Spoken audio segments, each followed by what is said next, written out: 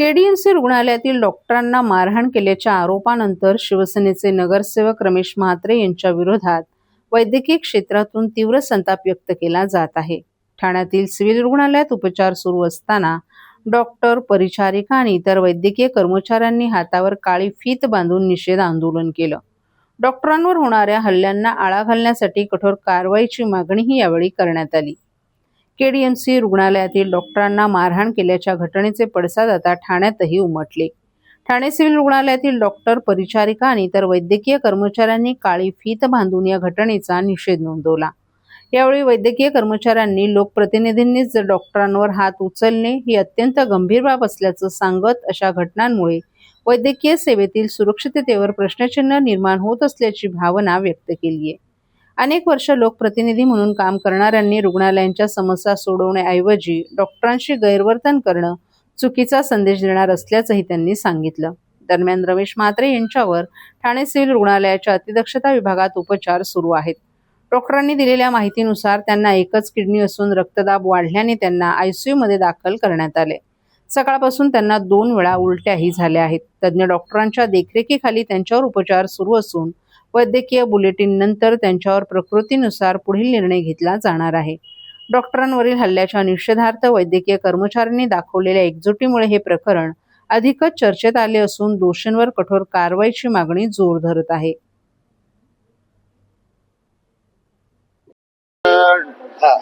डोंबिवलीमध्ये जे डॉक्टरांवर आणि सिस्टर आणि स्टाफ सगळ्यांवर जो हल्ला झाला त्याच्याबद्दल आम्ही सर्व सिव्हिल हॉस्पिटल निषेध करतोय.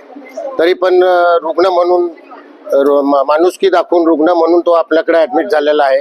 त्याच्यासाठी आम्ही त्याची रुग्ण म्हणून त्याला ट्रीटमेंट देतोय. As soon as he gets लवकर बरा होईल आणि आम्ही त्याला लगेच डिस्चार्ज करून टाकू. परंतु असं काय झालेलं आहे, कारण पाहिलं तर दुपारी त्यांची प्रकृती स्थिर होती, संध्याकाळपर्यंत अखेरीस त्यांना आयसीयू मध्ये भरती करावं लागलं. हो, त्याचं कसं आहे, त्याला एकच किडनी आहे पहिली गोष्ट. दुसरी गोष्ट खूप बीपी वाढलेला होता, जवळजवळ 160-100 झालेला आहे.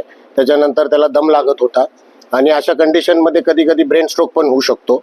त्याच्यासाठी आपण त्याला ऑब्झर्वेशन करतोय आणि आज सकाळी 2-4 वॉमिटिंग पण झालेल्या आहेत. तरी जसं काही त्याची कंडिशन इम्प्रूव्ह होईल आम्ही तुरंत त्यांना डिस्चार्ज करूया. याबाबतची संपूर्ण मेडिकल रिपोर्ट जो असतो, मेडिकल बुलेटिन असते, ती तुम्ही काढणार आहात का? हो, या बाबतीत आम्ही बुलेटिन पण देऊया.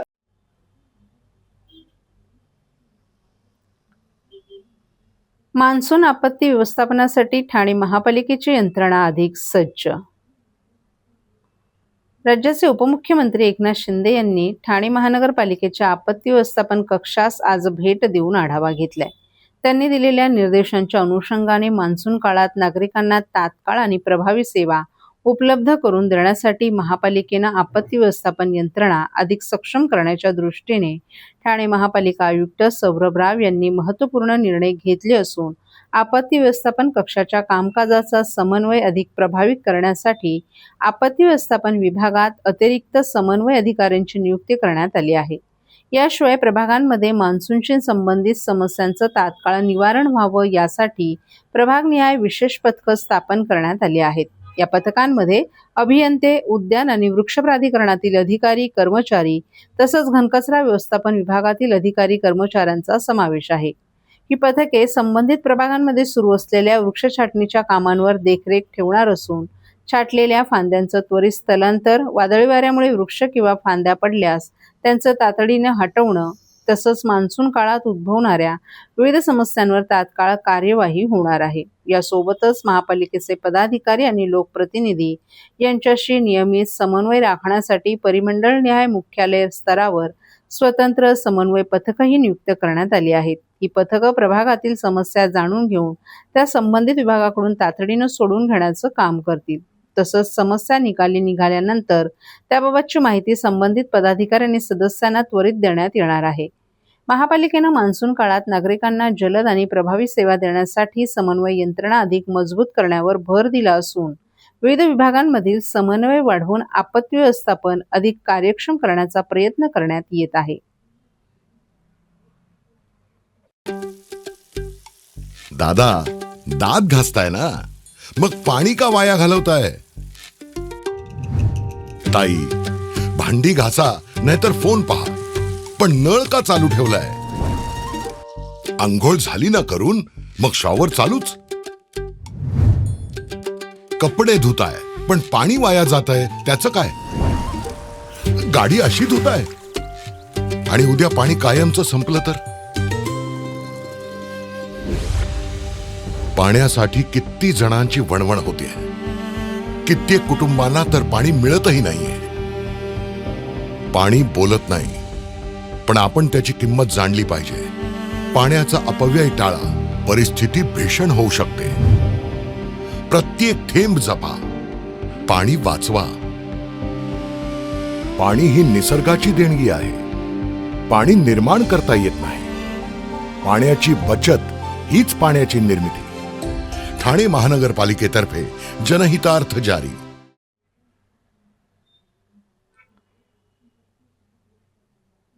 वाणिज्य दरानं वीज बिलं, प्राथमिक शाळांना डोईजड. अधिवेशनात आमदार संजय केळकर यांच्या शैक्षणिक समस्यांबाबत सूचना. प्राथमिक शाळांना महावितरणकडून वाणिज्य दराने वीज बिलं आकारण्यात येत असून ती शाळा प्रशासनाला डोईजड होत आहेत. विद्यार्थ्यांना आवश्यक आणि आधुनिक सुविधा देण्यासाठी ही वीज बिलं घरगुती दरानं देण्यात यावीत अशी सूचना करत आमदार संजय केळकर यांनी विविध शैक्षणिक समस्यांना हात घातला. आमदार संजय केळकर यांनी अधिवेशनात विद्यार्थी, शाळा व्यवस्थापन, शिक्षक आणि पालक यांना भेडसावणाऱ्या विविध मुद्द्यांवर चर्चा करत काही सूचना केल्या. याबाबत बोलताना त्यांनी राज्यात 12वीचे 15 लाख विद्यार्थी असून 23,000 माध्यमिक शाळा आहेत, तर 11,000 कनिष्ठ महाविद्यालय असल्याचं सांगितलं. विशेषतः 1ली ते 5वी पर्यंत शिक्षण घेणारे सुमारे 1.5 कोटी विद्यार्थी आहेत. त्यामुळे राज्यातील शिक्षणाचा पाया मजबूत करण्यासाठी विविध योजना राबवण्याची गरज केळकर यांनी व्यक्त केली. प्राथमिक शाळा या मिळत असलेल्या अनुदानावर चालतात. या शाळांमध्ये विद्यार्थ्यांना विविध शैक्षणिक सुविधा देण्यात येतात. मात्र महावितरणकडून आकारण्यात येणारी वीज बिलं ही वाणिज्य दरानं असल्याने अनुदानातून हा खर्च भागवणं अशक्य होतं. अशा वेळी वीज बिल अदा न केल्यास वीज खंडित केली जाते. परिणामी विद्यार्थ्यांच्या सुविधा बंद होऊन आधुनिक शिक्षणापासून ते वंचित राहतात. त्यामुळे महावितरणने या शाळांना घरगुती दराने वीज बिलं द्यावेत अशी मागणी केळकर यांनी केली आहे. सध्या टीईटी परीक्षेबाबत शिक्षक संघटनांनी आक्रमक भूमिका घेतली आहे. या परीक्षेबाबत शिक्षकांची हरकत नसली तरी ती ज्या पद्धतीने राबवली जात आहे त्याबाबत संघटनांचा आक्षेप आहे. त्यामुळे येत्या काळात होणाऱ्या आंदोलनामुळे सुमारे 80% शाळा ओस पडण्याची भीती केळकर यांनी व्यक्त केली आहे. न्यायालयानं दिलेल्या निर्णयानुसार शिक्षकांना ही परीक्षा ऑगस्ट 2028 पर्यंत देण्याची मुभा असावी. परीक्षा दिली नाही म्हणून सेवाज्येष्ठ शिक्षकांना पदोन्नतीपासून वंचित ठेवण्यात येऊ नये अशा सूचनाही केळकर यांनी केल्या आहेत.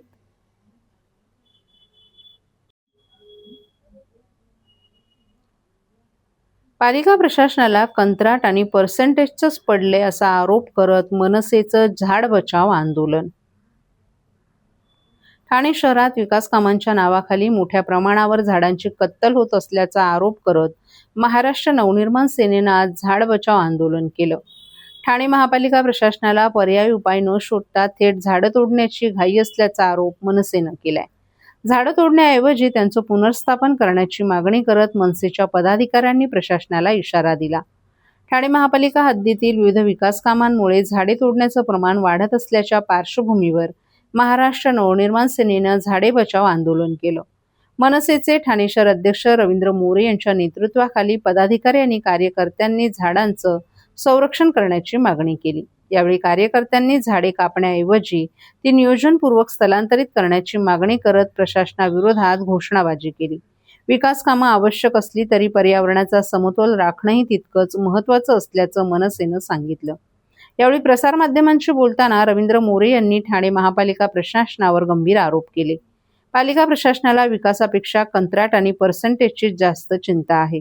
झाडे तोडण्याऐवजी त्यांचं पुनर्स्थापन करण्याची व्यवस्था करावी, अन्यथा मनसेकडून अधिक तीव्र आंदोलन करण्यात येईल असा इशारा त्यांनी दिलाय. तसंच शहरातील पर्यावरण वाचवण्यासाठी नागरिकांनी पुढे येण्याचं आवाहन रवींद्र मोरे यांनी केलंय. आता छाटणी, आता हे दिवस आहेत का छाटणी, याच्या अगोदर तुम्ही का नाही केली? आणि जी झाडं लोकांनी दाखवली आहेत ती झाडं, ही जी मारली जातात झाडं, त्याच्याकडे नगरपालिकेचं लक्ष आहे का? ही झाडं आपोआप नाही मेलेली आहेत, याच्या मागे कोण आहे?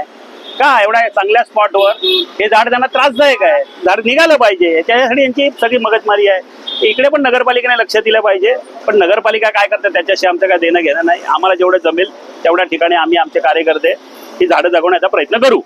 मागील 2 दिवसांमध्ये 250 अधिक झाडं जे आहेत ती उन्मळून पडलेली आहेत. आपण किती आकडा काढलेला आहे तर तिच्या झाडांवरच्या भोवती सिमेंटचं कॉन्क्रीट मोठ्या प्रमाणात आहे. मी बोललो ना की आमच्या पदाधिकारी आपापल्या विभागामध्ये जाऊन या झाडाच्या भोवतीचे कॉन्क्रीट आहे जे पुढे असं झालेलं आहे ते कॉन्क्रीट तोडून त्याच्यावरती लाल माती टाकतील, एवढं आमचे कार्यकर्ते करतील. धन्यवाद. थँक्यू.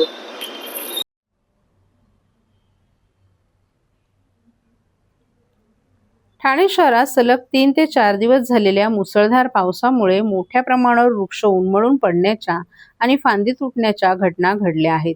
रस्ते वाहतुकीसाठी तातडीने मोकळे करण्यात आले असले तरी तुटलेल्या फांद्या, खोड आणि इतर हरित कचरा अनेक ठिकाणी रस्त्यालगत आणि पदपथांवर पडून असल्याने नागरिकांसह वाहन चालकांना मोठा त्रास सहन करावा लागतो.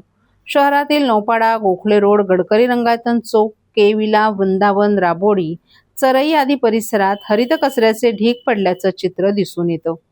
ठाणे महापालिकेच्या कर्मचाऱ्यांकडून उन्मळून पडलेले वृक्ष हटवून रस्ते मोकळे करण्यात आले, मात्र त्यांची तातडीनं विल्हेवाट न लावल्याने पदपथ आणि रस्ते अडले असून नागरिकांना रस्त्यावरून चालण्याची वेळ आली आहे. शहरात विदेशी वृक्षांची मोठ्या प्रमाणावर लागवड करण्यात आली असून त्यांच्या मुळांभोवती झालेले काँक्रिटीकरण आणि डांबरीकरणामुळे वृक्षांची पकड कमकुवत झाली आहे. त्यामुळे जोरदार वारे आणि मुसळधार पावसात वृक्ष कोसळण्याच्या घटना वाढल्या आहेत. सोमवार, मंगळवार, बुधवार, गुरुवार असे अनेक वृक्ष उन्मळून पडले असून वृक्षांच्या फांद्या तुटल्यात. एका घटनेत एका व्यक्तीला दुखापतही झाली आहे. रस्त्यालगत पडलेल्या या फांद्यांमुळे वाहतुकीवर परिणाम होत असून गर्दीच्या वेळेत कोंडीची समस्या निर्माण होत आहे. ठाणे शहरातील अंतर्गत रस्त्यांवर पडलेल्या या हरित कचऱ्याची तातडीने विल्हेवाट लावावी अशी मागणी जागरिक नागरिकांकडून करण्यात येत आहे.